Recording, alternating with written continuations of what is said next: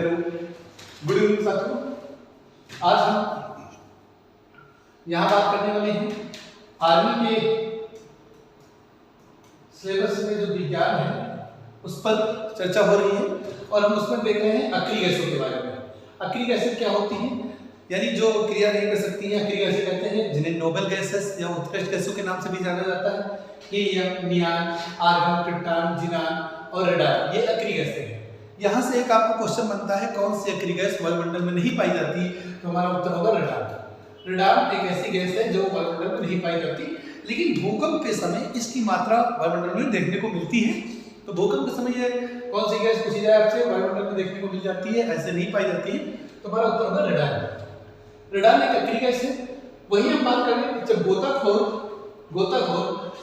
जब समुद्र में जाते हैं, समुद्र में अत्यधिक गहराई में, तो अपने साथ क्या होता है, ऑक्सीजन और किस गैस का मिश्रण लेकर जाते हैं, तो उत्तर होगा हमारा हीलियम। हीलियम का मिश्रण लेकर जाते हैं, ऑक्सीजन और हीलियम का मिश्रण ले जाते हैं।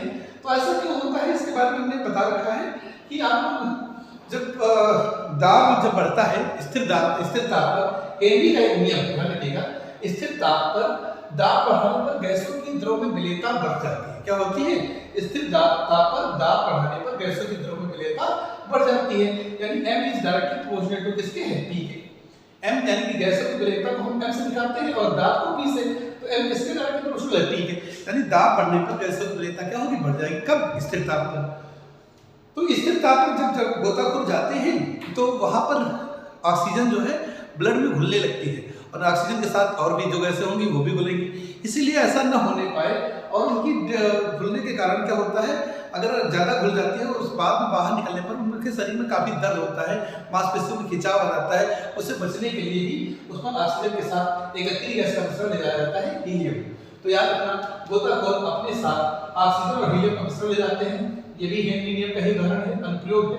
शीतल पेय पदार्थों या सोडा वाटर में क्या होता है, कार्बन डाइऑक्साइड का मिश्रण।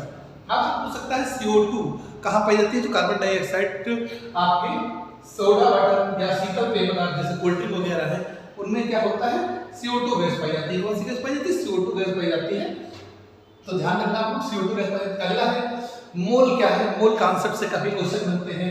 अगर आपसे पूछा जाए मोल क्या है, तो कार्बन 12 से 12 ग्राम उपस्थित परमाणुओं में उपस्थित परमाणुओं की संख्या को ही मोल कहते हैं। क्या कहते हैं, परमाणुओं की संख्या को मोल कहते हैं।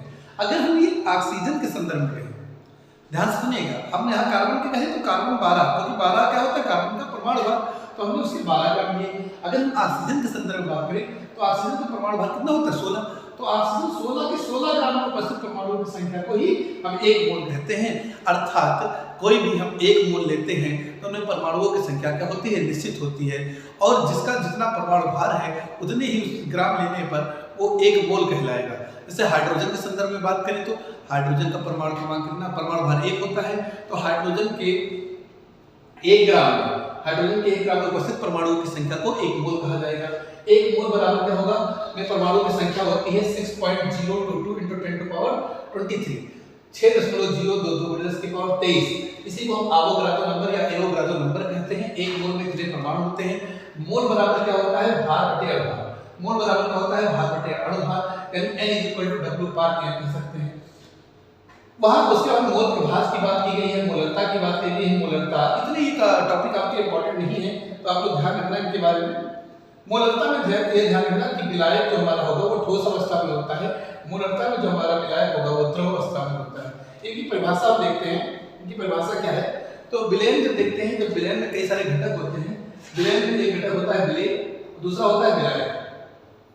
अब आप देखते हैं कि विलयन में सिर्फ 2 ही घटक होते हैं, 2 से अधिक भी घटक हो सकते हैं जो विलेय होते हैं। विलायक हमारा क्या है, जिसकी मात्रा विलयन में अधिक हो, जिसकी मात्रा विलयन में ज्यादा होती है, अधिक होती है, उसे हम विलायक कहते हैं, और जिसकी मात्रा विलयन में कम होती है उसे हम विलेय कहते हैं। क्या कहते हैं, विलेय कहते हैं।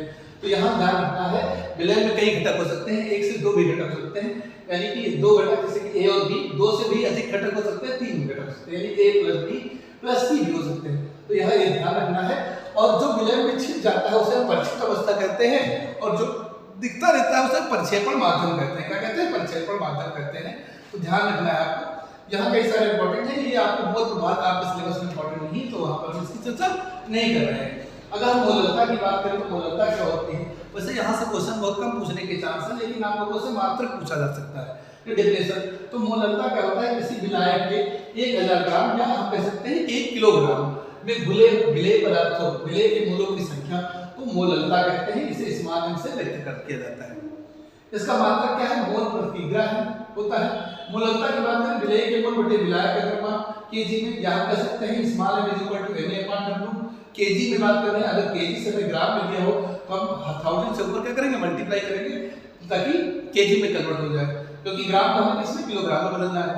अगर हमने अभी आपको बताया था m बराबर क्या होता है W/m, तो m की वैल्यू भी पुट अप कर देंगे तो हमारा m = क्या है W/m, और ऊपर 1000 था और नीचे W यानी विलायक का द्रव्यमान, ये हो जाएगा हमारा मोलरता।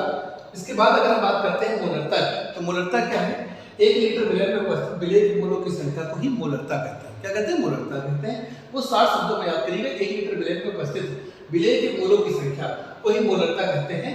इसका मात्रक मोल प्रति लीटर होता है। क्या होता है, मोल पर लीटर होता है। इसे कैपिटल M से प्रदर्शित करते हैं। तो मोलरता बराबर क्या है, विलेय के मोल बटे विलेय का आयतन लीटर में। अब यहाँ से आपने फार्मूला हमने फिर पढ़ रखा था, विलेय के मोल को Na से अपन आयतन B को लीटर में, लीटर अगर ml में दिया होगा तो लीटर में बदल लेंगे 1000 से, फिर हम मल्टीप्लाई कर देंगे और m की वैल्यू हमें पता ही क्या है WA/m, तो m बराबर WA × 1000/m × V। ma क्या है, विलेय का भार है, WA क्या है, विलेय का भार है। ध्यान रखना। आपसे सेमी मोलर विलेय के बारे में पूछ सकता है, तो सेमी मोलर विलेय से कहते हैं जो इसमें विलेय और विलायक क्या होते हैं, बराबर होते हैं, यानी 1/2 मोलर जिसकी मोलरता होती है उन्हें सेमी मोलर विलेय कहते हैं। अगला है हमारे कुछ फार्मूले इंपॉर्टेंट जो आपके पेपर में पूछे जा सकते हैं। सोडियम कार्बोनेट का सूत्र क्या है, Na2CO3 है। अगर आपसे पूछा है धातु सोडा, तो Na2CO3 साथ में 10H2, इसमें क्रिस्टलन के 10 क्रिस्टलन के जो अणु होते हैं उनकी संख्या 10 होती है। 10 अणु होते हैं, क्रिस्टल के जो जल है वो 10 होते हैं। तो Na2CO3 धातु सोडा है, NaHCO3 खाने वाला सोडा है, CaOCl2 आपका ब्लीचिंग पाउडर है जिसका नाम बेंजोचूड़ भी है। अगर हम POP की बात करें, प्लास्टर ऑफ पेरिस की बात करते हैं, तो CaSO4 H2 POP है आपका। जिप्सम की बात करें CaSO4 2H2 जिप्सम है। HCl आपका सिंदूर है, HCl आपका क्या सिंदूर है। PbS लेड सल्फाइड है आपका। K2Cr2O7 क्या है आपका, पोटेशियम डाइक्रोमेट है। CaOH का होल्ड है बुझा चूना है। Ca को आपका बिना बुझा हुआ चूना है। जिप्सम की अगर हम बात करें CaSO4 2H2 है, लाल दवा KMnO4 को कहते हैं। टैलियम अपकर्मक Ag2O है। Cu2O आपका क्या है, फेरिक अपकर्मक है, फेरिक अपकर्मक है। तो ध्यान रखना ये नाम सारे ये आपके इंपॉर्टेंट है पेपर के दृष्टि से, इन्हें आप लिख करके नोट कर लीजिए, पेपर में देखने को मिल सकते हैं यहाँ से। तो POP वगैरह बहुत इंपॉर्टेंट है, ध्यान रखना POP जिप्सम और कई सारे हैं जो आपके यहाँ पर एक हमने लिख रखा है आदर्श गैस समीकरण। तो आदर्श गैस समीकरण भी लिख लीजिएगा, आदर्श गैस समीकरण। अब हम बात कर रहे थे तो आदर्श गैसों की बात कर रहे थे, तो एक क्वेश्चन आपसे पूछा जाता है पेपर में, आदर्श गैसें जो होती हैं उनके बारकोश में उपस्थित इलेक्ट्रॉनों की संख्या बताइए, उनका इलेक्ट्रॉनिक विन्यास कैसा होता है। तो उनका अंतिम कोश का जो इलेक्ट्रॉनिक विन्यास है वो NH2 NP6 टाइप का होता है। कैसा होता है, NH2 और NP6 टाइप का होता है। और आदर्श गैस के लिए समीकरण दिया जाता है तो Pv बराबर RT, यानी जो क्या हो बॉयल चार्ल्स और डाल्टन के नियमों का जो पालन करती है उन्हें हम आदर्श गैस कहते हैं। तो ये ध्यान रखना। आगे देखते हैं, ये एक फार्मूला दिया हुआ है आपको, ये बता रहा है जैसे कि आपको कहीं केल्विन को सेल्सियस को फारेनहाइट में बदलना हो, फारेनहाइट को केल्विन सेल्सियस में बदलना हो, तो हम C/5 F-32/9 से इस फार्मूले का प्रयोग करके हम क्या कर सकते हैं, केल्विन को फारेनहाइट को सेल्सियस में, सेल्सियस को फारेनहाइट में बदल सकते हैं।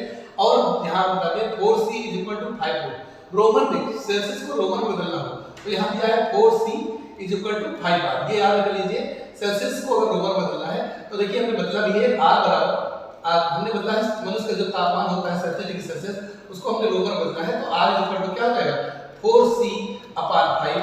अब यहाँ 4 × 37C की वैल्यू कितनी 37 है अपॉन 5 से डिवाइड करेंगे कितना आएगा 7.4 आ जाएगा।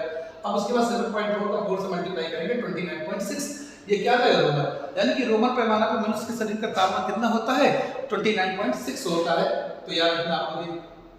आगे देखते हैं क्वेश्चन, ये सारा एग्जाम में आए हुए क्वेश्चन का डिस्कशन हो रहा है, तो आप लोग ध्यान रखिएगा इसे। कार्य के बराबर कार्य का मात्रक पूछा जाए तो क्या होता है जूल होता है, कार्य का SI मात्रक जूल होता है। और आपसे पूछा जाए कि सीजीएस पद्धति में क्या मात्रक होता है तो अर्ध होता है। क्या होता है, अर्ध होता है। 1 जूल बराबर कितना होता है, 1 जूल बराबर आपको याद रखिएगा 1 जूल बराबर 10 की पावर 7 अर्ग, 10 की पावर 7 अर्ग के होता है, ध्यान रखिएगा। 1 जूल बराबर कितना होता है? 10 की पावर 7 अर्ग के। अब अगर ऊर्जा की बात की जाए तो ऊर्जा का मात्रा क्या है? जूल है। कार्य करने की क्षमता को ही हम ऊर्जा कहते हैं। कार्य करने की जो क्षमता होती है, एफिशिएंसी ऑफ वर्क जो होती है हमारी, वही क्या कहलाती है? ऊर्जा कहलाती है। ऊर्जा दो प्रकार की मुख्यतः होती है, गतिज ऊर्जा और स्थिर ऊर्जा। गतिज ऊर्जा को काइनेटिक एनर्जी बोलते हैं। तो काइनेटिक एनर्जी गतिज ऊर्जा बराबर होता है हाफ mv², जहां m द्रव्यमान v क्या है? वेग है, वेलोसिटी है। स्थिर ऊर्जा की बात करें इसे इंग्लिश में पोटेंशियल एनर्जी बोलते हैं। तो mgh इसका फार्मूला होता है mgh, जहां m द्रव्यमान, g वृत्तीय त्वरण, h वस्तु की ऊंचाई है। अगर वही बात करें शक्ति की, पावर की क्या है, तो दर को, कार्य करने की दर को ही हम क्या कहते हैं? शक्ति कहते हैं। तो P = क्या आ जाएगा? W/T। तो W/T आ जाएगा। ये इसका मात्रक जूल पर second inverse, joule into second inverse है। तो इसका SI मात्रक पूछा है तो वाट है। क्या है? वाट है। अब यहाँ से कई सारे क्वेश्चन बनते हैं। 1 अश्व शक्ति बराबर कितना होता है? तो 746 वाट। 1 किलोवाट बराबर 1000 वाट पे होता है। और यही पर जानिए ऊर्जा संरक्षण का नियम भी जान रखिए। ऊर्जा संरक्षण का नियम ये कहता है ना तो ऊर्जा को उत्पन्न किया जा सकता है, ना ऊर्जा को नष्ट किया जा सकता है। सिर्फ एक रूप से दूसरे रूप में ऊर्जा का परिवर्तन किया जा सकता है। तो यहाँ ध्यान रखना, ऊर्जा संरक्षण का नियम क्या कहता है? ऊर्जा का केवल और केवल एक रूप से दूसरे रूप में रूपांतरण किया जाता है। जैसे ध्वनि ऊर्जा को विद्युत ऊर्जा में तो माइक्रोफोन, विद्युत ऊर्जा को ध्वनि ऊर्जा में तो लाउड स्पीकर के द्वारा, विद्युत ऊर्जा को अगर हम बात करें यांत्रिक ऊर्जा में कौन बदलता है? तो विद्युत मोटर, और यांत्रिक ऊर्जा को विद्युत ऊर्जा में कौन बदलता है? यांत्रिक ऊर्जा को तो डायनेमो। इस तरह के कई सारे एग्जाम में आपके प्रश्न आते हैं जो ऊर्जा के रूपांतर से जुड़े हुए। तो अगले वीडियो में हम मिलेंगे। इसी के साथ इस वीडियो से विदा लेते हैं। धन्यवाद साथियों।